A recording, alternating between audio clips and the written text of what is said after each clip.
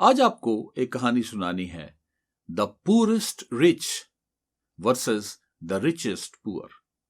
ये कहानी इंटरनेट पे घूम फिर रही थी, मैंने आपके लिए पकड़ ली।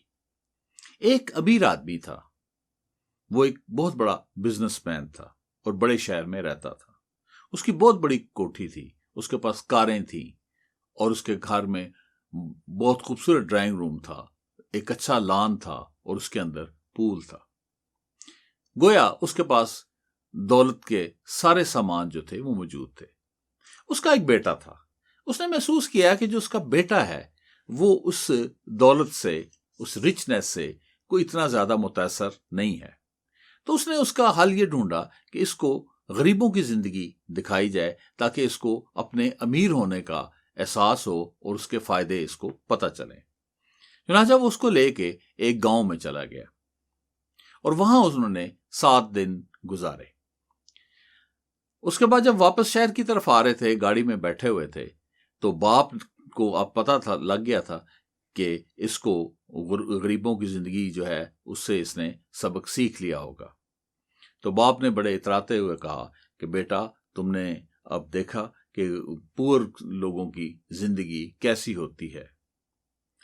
इस पे बच्चा थोड़ी देर खामोश रहा और उसके बाद बोला कि पापा, हमारे पास एक कुत्ता है, जबकि इनके पास कई कुत्ते, भैंसें, गाय, घोड़े मौजूद हैं।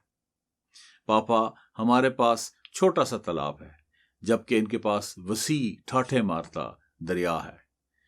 पापा, हमारे पास महंगे बल्ब हैं, जबकि इनके पास टिमटिमाते सितारे हैं और चमकता चांद है। पापा, हमारे यहाँ गाड़ियों के इंजनों की सनसनाहट है, जबकि इनके पास परिंदों की चहचहाहट है, पत्तों की सरसराहट है। पापा, हमारे यहाँ धुआं और गर्द-आलूद हवा है, जबकि इनके पास ताजा और साफ हवा है।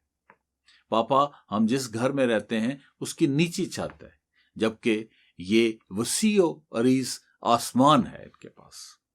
पापा, हम हर वक्त जल्दी में रहते हैं और टेंशन में रहते हैं और वक्त के पीछे भागते रहते हैं, जबकि इनकी जिंदगियों में ठहराव है और एक पुरसुकून जिंदगी गुजार रहे हैं और वक्त इनके पीछे भाग रहा है।